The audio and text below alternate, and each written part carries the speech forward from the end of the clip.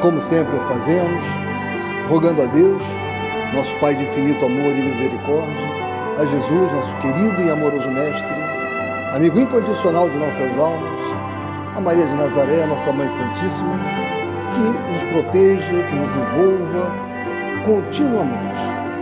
E a toda essa equipe da espiritualidade, a nossa casa, a equipe de Abel Sebastião de Almeida, sempre presentes ao nosso trabalho. Que tudo transcorra a contento. Nós vamos então iniciar efetivamente os nossos trabalhos, pedindo à nossa irmã Gesilda que faça a leitura da nossa página inicial. Por favor, Gesilda.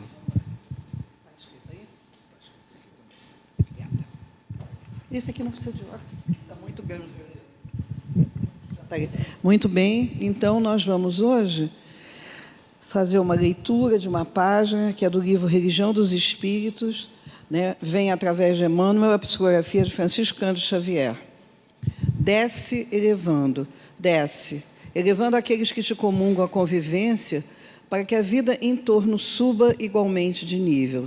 Se sabes, não firas o ignorante. Oferece-lhe apoio para que se liberte da sombra. Se podes, não oprimas o fraco. Ajuda-o, de alguma sorte, a fortalecer-se para que se faça mais útil. Se entesouraste a virtude, não humilhes o companheiro que o vício ensandece. Estende-lhe a bênção do amor como adequada medicação. Se te sentes correto, não censures o irmão transviado em desajustes do espírito. Dá-lhe o braço fraterno que se renove.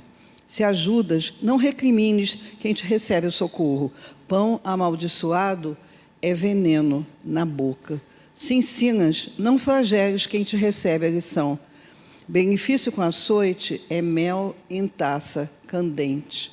Auxilie em silêncio, para que o teu amparo não se converta em tributo espinhoso na sensibilidade daqueles que te recolhem a dádiva, porque toda caridade a exibir-se no palanque das conveniências do mundo é sempre vaidade, em forma de serpe no coração, e toda modéstia que pede o apreço dos outros para exprimir-se é sempre orgulho, em forma de lodo nos escaninhos da alma. Nesse sentido, não te esqueças do Mestre, que desceu até nós, revelando-nos como sublimar a existência. Anjo entre os anjos, faz-se pobre criança necessitada do arrimo de singelos pastores. Sábio entre os sábios, transforma-se em amigo anônimo de pescadores humildes, comungando-lhes a linguagem. Instrutor entre os instrutores, detém-se, bondoso, entre enfermos e aflitos, crianças e mendigos abandonados, para abraçar-lhes a luta e, juiz dos juízes, não se revolta, por sofrer no tumulto da praça o iníquo julgamento do povo que o prefere a Barrabás para os tormentos imerecidos. Todavia, por descer, elevando quantos lhe não podiam compreender a refulgência da altura, é que se faz o caminho de nossa ascensão espiritual, a verdade de nosso gradativo aprimoramento e a vida de nossas vidas, a erguer-nos a alma entebrecida no erro para a vitória da luz. Aqui, esse finalzinho, há três, digamos assim, direcionamentos do Cristo, né? O caminho, né? A verdade e a vida. Que são assim, a gente sabe que o caminho foi o caminho que ele tentava apontar à humanidade para sair da hipocrisia farisaica e abraçar a boa nova, né? A verdade é essa, simboliza exatamente essa luta que Jesus travou para que a boa nova chegasse até nós. Nós não temos que ter subjetividades em relação a isso. O caminho de Jesus foi absolutamente claro para todos nós, a verdade é absolutamente clara. Uma boa noite de trabalhos para todos nós e que as bênçãos luminosas do Mestre envolvam a todos nesse momento.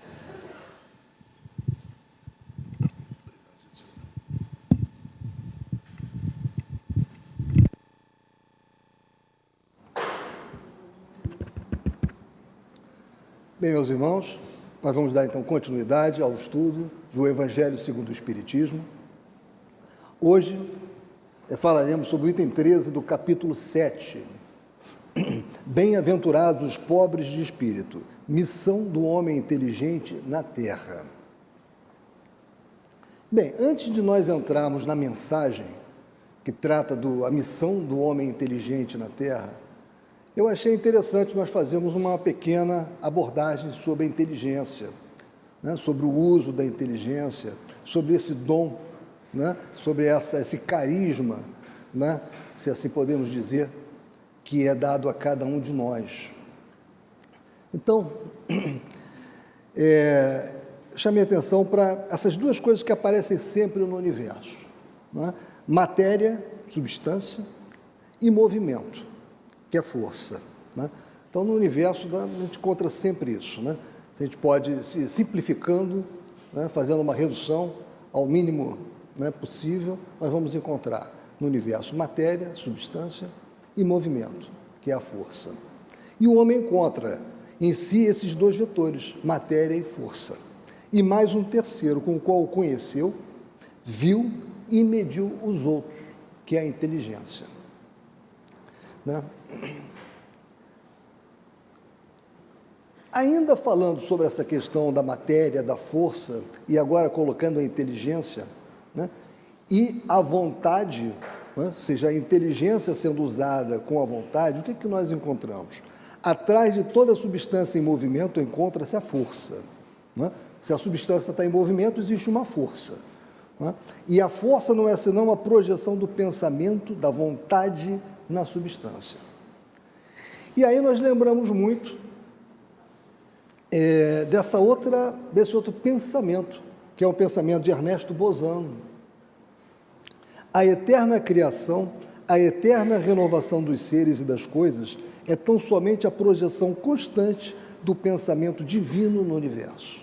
Ou seja, o nosso universo, tudo que nos rodeia, toda essa sala, esse mundo em que nós estamos habitando, é uma criação ideoplástica da vontade de Deus, né? Esse ser, né, soberanamente justo e bom, né? Absolutamente inteligente, soberanamente inteligente, a inteligência criadora do universo. E ele criou e mantém esse universo pela sua inteligência, pela sua vontade, pela força do seu pensamento. Por isso que Bozano, no livro O Pensamento, ele fala sobre isso, né? Que o universo é uma criação ideoplástica de Deus. E o que é inteligência? Já que essa mensagem fala de inteligência, né? Então, achei interessante nós discutirmos um pouco sobre isso. Inteligência é a capacidade de fazer distinções. Quando mais você for capaz de distinguir aspectos concretos e abstratos do ambiente em que vive, mais inteligente estará sendo. Então, vejam que aí você já tem um descolamento de inteligência e de conhecimento. Porque conhecimento é acúmulo de informação. Inteligência é isso que nós acabamos de ver. Essa capacidade pessoal que varia de cada um de nós, de fazer distinções. Então, distinguir é, portanto, tornar visível o que antes era invisível. E é o que nos permite intervir, né? Nós intervimos no mundo, né, através da nossa capacidade de fazer distinções, ou seja, usando a nossa inteligência. Isso vale para todos os ambientes e profissões. O médico, que distingue detalhes sutis em um conjunto de sintomas e faz um diagnóstico correto. O engenheiro, que distingue com clareza a melhor opção entre os materiais disponíveis. O vendedor, que distingue o argumento certo para cada momento da transação. O que é isso? Ele está usando a inteligência dele. É uma das características da inteligência, nós vamos ver mais adiante, que ela tem várias classificações, não é? Então, essa inteligência do vendedor, por exemplo, é uma inteligência interrelacional. Você não pode ter um vendedor... Existe aquela inteligência que é aquela inteligência racional, matemática, não é? Muitas das vezes aquele que é muito bom em cálculo, ele não é bom em fazer um trabalho que envolva relação com os demais, não é? Eu estou vendo isso hoje, quando eu cheguei, vi ali no nosso bazar, fiquei muito feliz, a nossa irmã Lúcia lá, dizendo que está vendendo bastante, né? Vendendo na parte da tarde, vendendo à noite. O que é isso? Né? É a inteligência dela, interrelacional. Ela está bem naquela função que está executando, está feliz e está trazendo recursos importantes para a nossa casa, né? Assim, pelo número de distinções que uma pessoa é capaz de fazer em um determinado ambiente ou contexto, esse contexto está escrito errado, você percebe se ela é mais ou menos inteligente. Bom, isso aí foi tirado dessa obra que eu coloquei embaixo, né? Então, essa é a questão da inteligência, né? Nós estamos falando, o título do nosso estudo é A Missão do Homem Inteligente sobre a Terra. Então, inteligência é isso. E é importante a gente saber que inteligência não é conhecimento. Você pode ter uma pessoa com muito conhecimento, muita informação, mas ela não tem a mesma inteligência, a mesma capacidade de fazer distinções que um outro que muitas vezes tem muito menos informação do que ela, muito menos conhecimento que ela. Quem de nós não conhece alguém genial atrás de um balcão de padaria ou no supermercado? Não que isso seja de desmerecer nenhum, todo o trabalho é meritório. Eu não estou falando sobre isso, eu estou querendo falar sobre essa questão da inteligência. Só que aquela pessoa muitas das vezes não teve a oportunidade de ter uma formação, né, que pudesse fazer com que ela tivesse um outro trabalho, mas ela demonstra ali atrás daquele balcão, naquele trabalho não tão nobre às vezes quanto o de um médico, a inteligência muito apurada. Você, pelo conversar com ela, você percebe que ela rapidamente interpreta o que você está dizendo, rapidamente percebe as coisas, faz distinções. Então, isso é inteligência. E a sabedoria.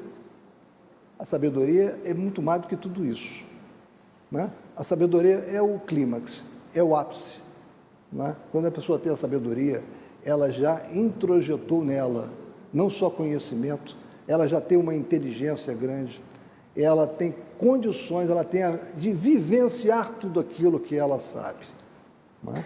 Eu tenho até trouxe para vocês, quando a gente fala de sabedoria, né? Essa obra aqui, A Essência da Sabedoria, A Arte de Viver. Montaigne dizia que o sinal mais seguro da sabedoria é a constante serenidade. Eu, quando li isso aqui, eu estava lendo, tem vários, nesse livro você tem várias frases e pensamentos sobre sabedoria, conhecimento, inteligência, mas essa frase, que é uma delas, esse pensamento que é um deles, me deixou assim, marcou em mim, porque as pessoas que eu conheci e que identifiquei nelas, realmente por serem possuidoras de sabedoria, elas tinham essa serenidade, né? Essa capacidade de saber ouvir muito mais do que falar, de reconhecer que há muito mais a aprender do que ela já aprendeu, né? Basta nos lembrarmos de Sócrates, né? Aquela frase famosa de Sócrates: eu sou o mais sábio dos sábios porque eu sei que não sei nada. E justamente ele, que era um homem luminoso em termos de inteligência, de sabedoria, né? De conhecimento. Mas, indo à frente, ideias principais, né, sobre inteligência, para nós chegarmos no texto do Evangelho, né? Durante muito tempo, a inteligência humana foi considerada sinônimo de pensamento racional, lógico. Com o progresso, estudos científicos concluíram que há diferentes tipos de inteligência. Lembra aquilo que eu falei sobre a inteligência interrelacional da nossa irmã que está lá no bazar e conseguindo sucesso de vendas? Essa é uma das características de inteligência, né? O conceito de múltiplas inteligências surgiu com as pesquisas de Howard Gardner na década de 80, 1980, na Universidade de Harvard, Estados Unidos, que classificou a inteligência em visual espacial, musical, verbal, lógico-matemática, interpessoal, intrapessoal, corporal sinestésica. Mais tarde, o pesquisador acrescenta a lista inteligência naturalista e inteligência existencial. Vejam quantas classificações da inteligência, né? Porque às vezes a gente fica pensando, só aquele que... É muito comum isso, né? Só aquele que sabe fazer operações matemáticas rapidamente, ou que tem uma grande facilidade com cálculo, esses é que são os inteligentes. Não, gente. Essa é uma das características da inteligência. né? Aquele tem a inteligência lógico-matemática, mas muitas das vezes a inteligência dele interpessoal é pequena, intrapessoal também, né? Estudos recentes indicam que a inteligência humana possui outras dimensões que extrapolam a classificação de Gardner, tais como a inteligência emocional e a inteligência espiritual. Para o Espiritismo, a inteligência humana não se restringe ao raciocínio, mas apresenta muitos outros aspectos, evidenciados com o auxílio dos órgãos corporais, à medida que o espírito progride. Os órgãos são os instrumentos da manifestação das faculdades da alma. Essa manifestação se acha subordinada ao desenvolvimento e ao grau de perfeição desses mesmos órgãos, como a excelência de um trabalho está subordinada à qualidade da ferramenta. Isso nós encontramos no Livro dos Espíritos, questões 369 e seguintes. Na verdade, na questão 370, ela é bem interessante também para isso que nós estamos falando.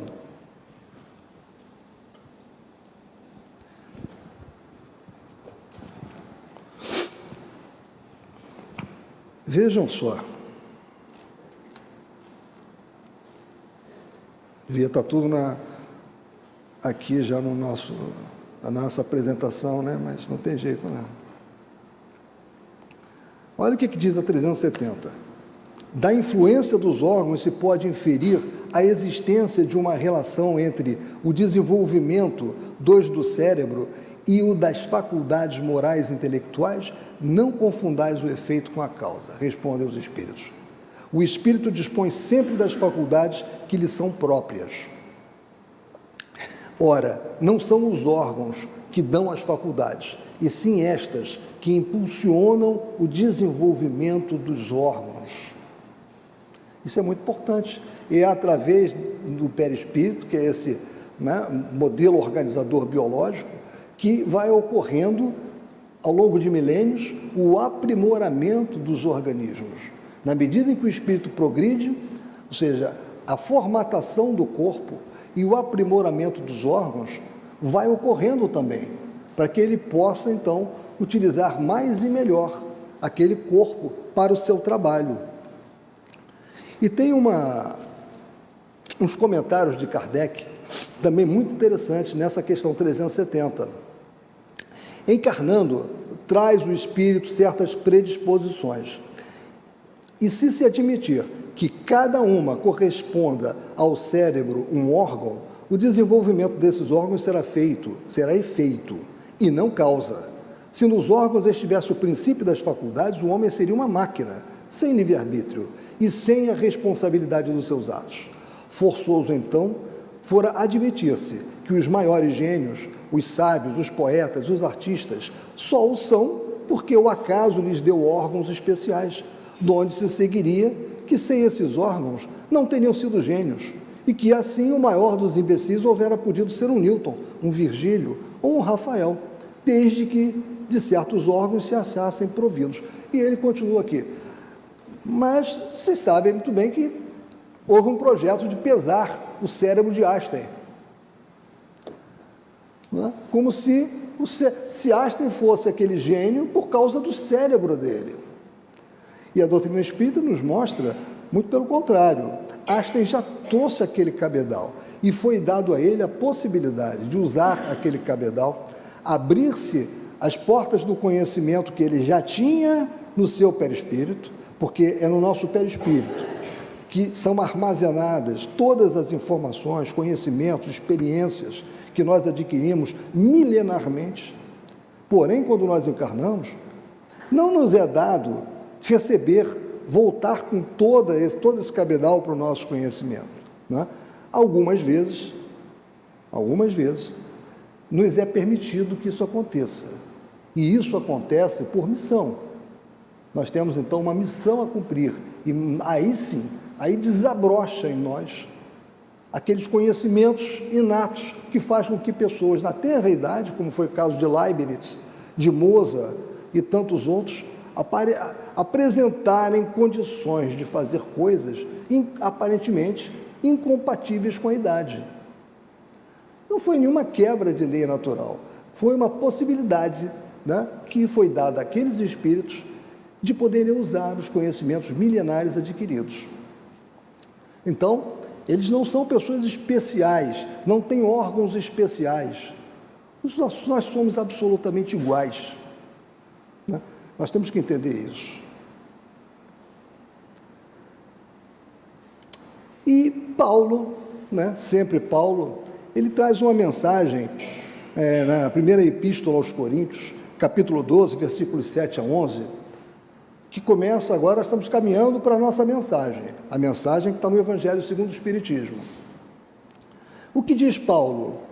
A cada um, porém, é dada a manifestação do Espírito visando ao bem comum.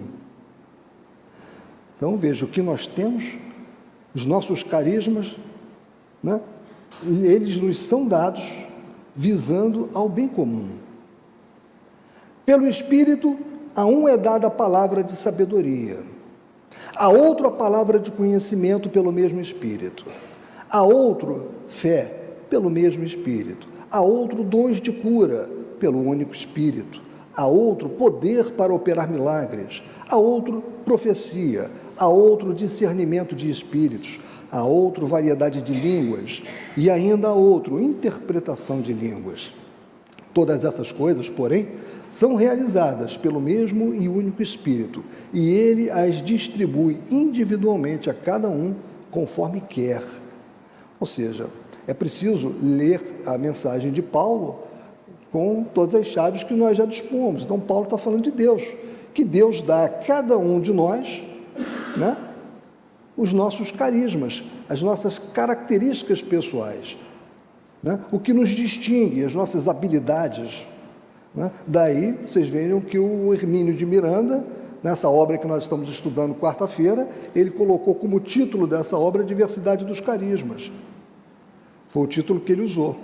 Então, a palavra de sabedoria, a palavra do conhecimento, ou seja, aqueles que receberam a condição de utilizarem a sua inteligência na encarnação. Isso não é porque seja um atributo deles, eles sejam melhores do que os outros.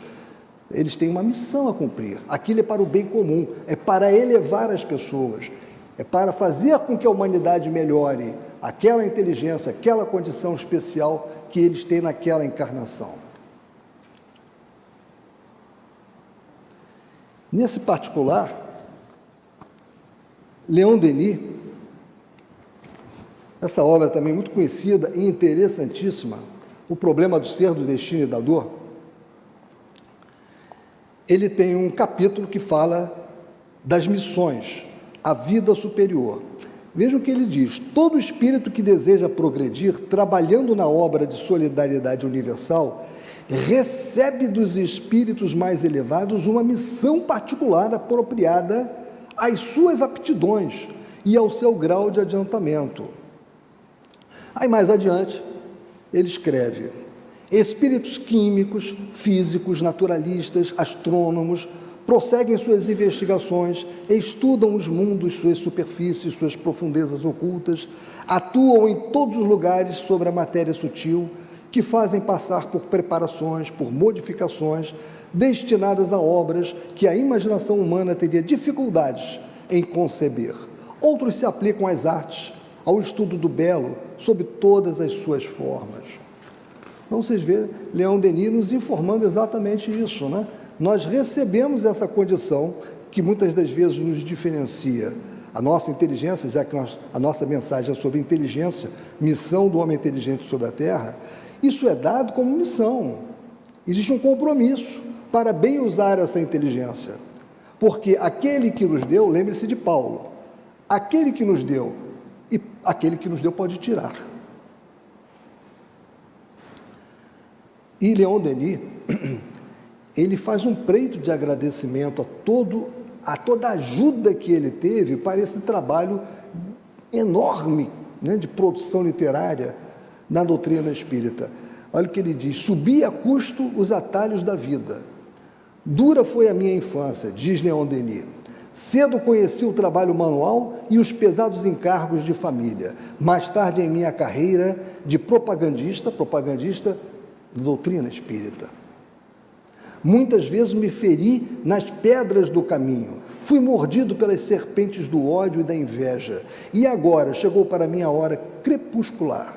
Vão subindo e rodeando minhas sombras. Sinto que minhas forças declinam e os órgãos se enfraquecem. Nunca, porém, me faltou o auxílio de meus amigos invisíveis. Nunca minha voz os evocou em vão. Desde meus primeiros passos neste mundo, a sua influência envolveu-me. E às suas inspirações que devo minhas melhores páginas e minhas expressões mais vibrantes. Reconhecimento de Leon Denis, né? Com relação a essa produção magnânima que ele nos deixou, onde ele reconhece que ele deve ao mundo espiritual, que nunca faltou para ele, né, o apoio em todos esses momentos em que ele fez o melhor do trabalho dele. Usou bem a inteligência dele, né? E Emmanuel trata disso nessa obra O Consolador, psicografado por Francisco Cândido Xavier. Emmanuel responde à questão 117. A pergunta é: a inteligência julgada pelo padrão humano será a súmula, o resumo, a condensação, de várias experiências do espírito sobre a Terra?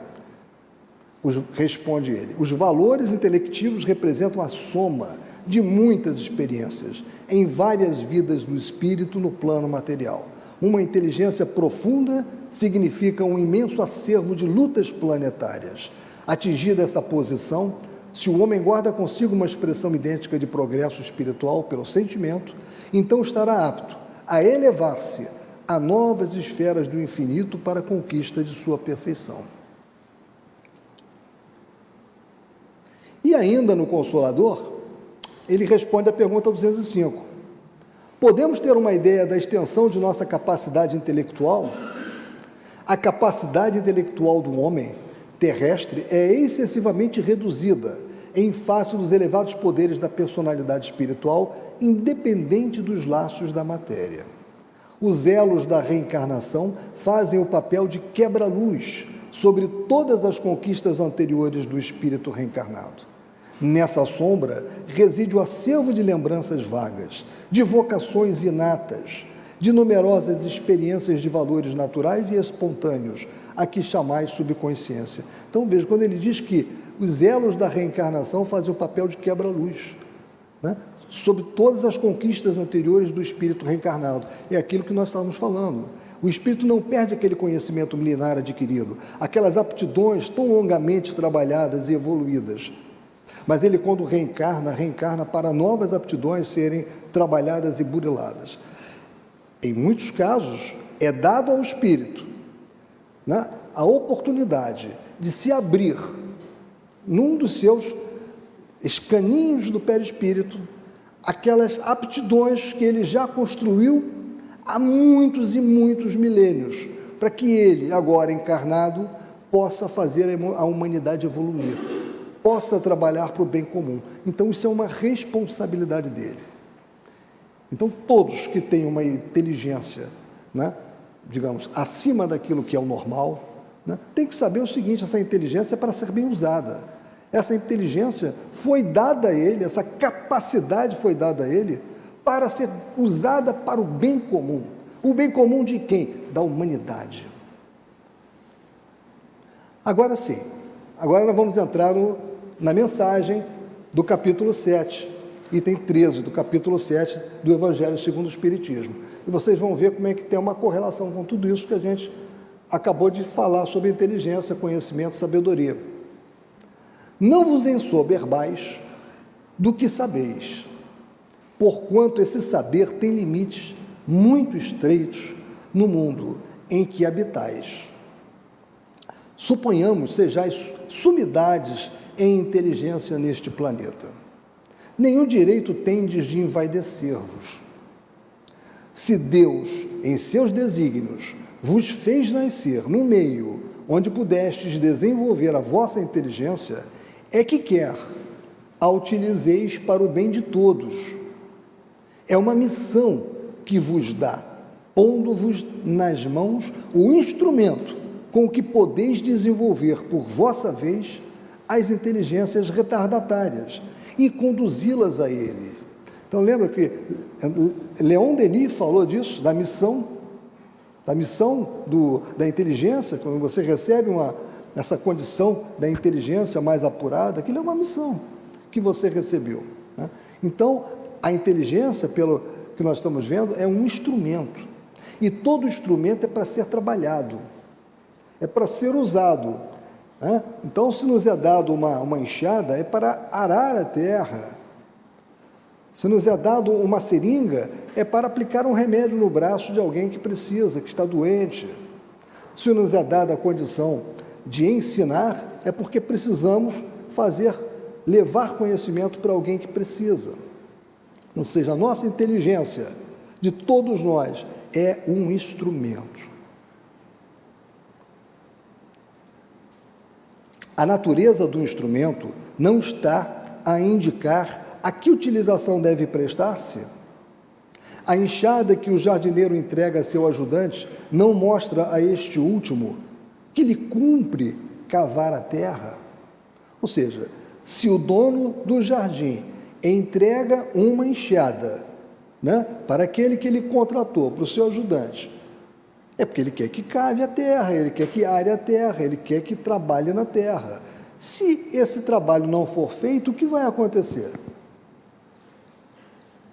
Que diria se esse ajudante, em vez de trabalhar, erguesse a enxada para ferir o seu patrão? Dirias que é horrível e que ele merece ser expulso. Faltou o ser aí, né? É isso que acontece. Lembram-se de Paulo, né, que Paulo disse que Deus é que dá aquilo ali. E se ele dá, ele pode tirar a qualquer momento. Então, se o dono do jardim deu aquela enxada, ele também pode tirar aquela enxada, como está dito aqui. Não pensemos porque temos a enxada, somos intocáveis, não. Se nós recebemos a enxada e não usarmos a enxada, nós vamos perdê-la. Dirias que é horrível e que ele merece ser expulso, né? Pois bem, não se dá o mesmo com aquele que se serve da sua inteligência para destruir a ideia de Deus e da providência entre seus irmãos? Não levanta ele contra o seu senhor a enxada que lhe foi confiada para arrotear o terreno? Tem ele direito ao salário prometido?